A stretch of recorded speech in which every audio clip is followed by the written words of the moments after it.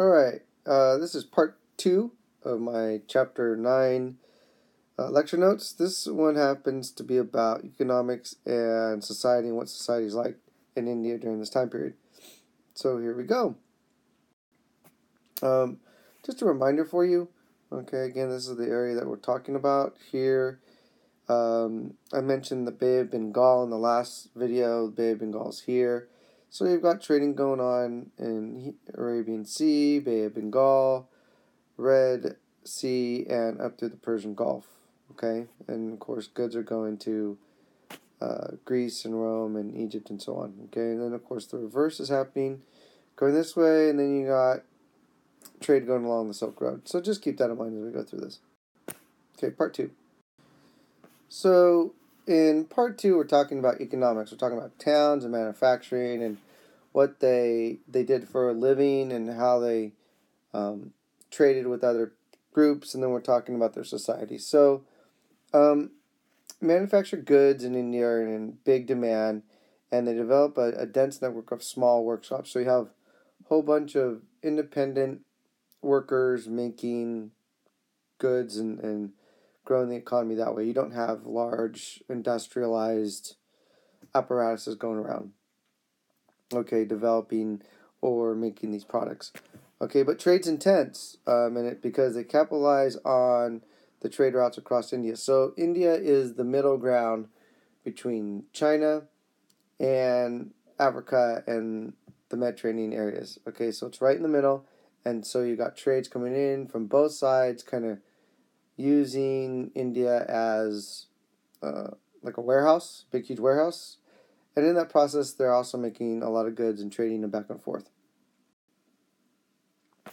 So you've got long distance trade going on.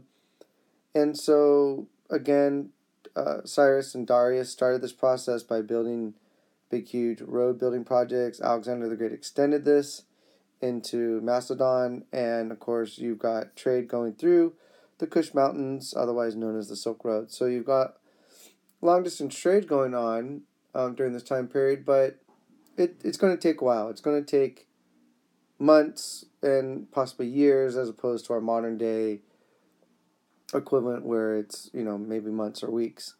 So, but there is trade going on. Do they know who each other is? Of course not. They don't know that. But they do know that these goods are coming from a foreign place, and vice versa. You also got trade routes going on in what's known as the Indian Ocean Basin. And we're going to talk about the Indian Ocean Basin a lot in this class. But it's seasonal.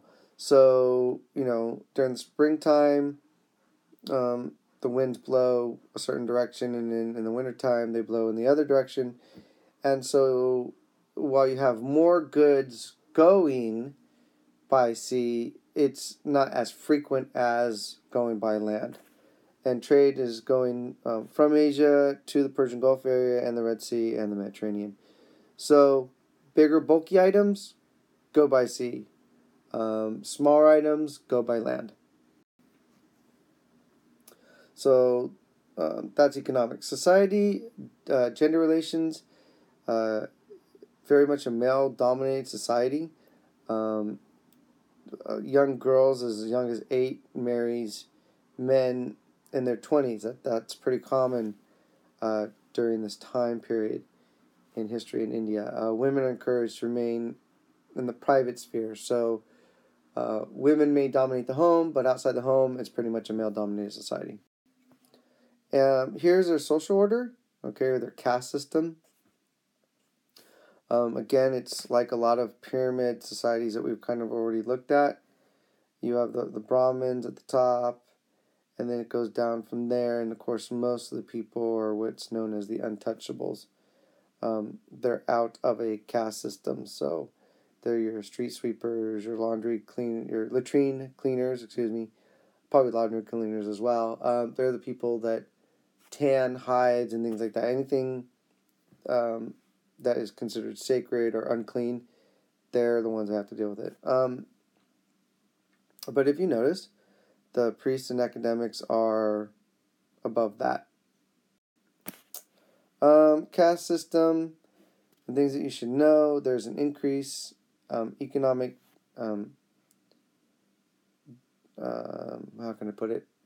In their economic system, there's a classification system. However, during this time period, you have what's known as subcastes being formed, and it's mostly these merchants that are going around trading, and they don't necessarily fit into a class system. So, because they don't fit in a class system, it's like, where do we put them? It was kind of hard to figure it out. So these jatis were forming these guilds that acted as a subcaste, and they were really screwing up the social order of India during this time period.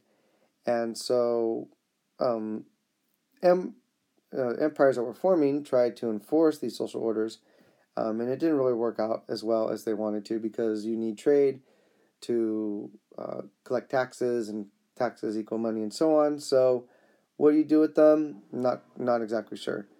So the simple caste system isn't as simple and as it sounds. It's a little bit more complex than it's made out to be. Upward social mobility is possible really only between the upper classes, not so much between the lower classes. But again, these merchants challenge that. So that's pretty much the end of part 2. Part 3, I'll talk about another time. Thanks for listening.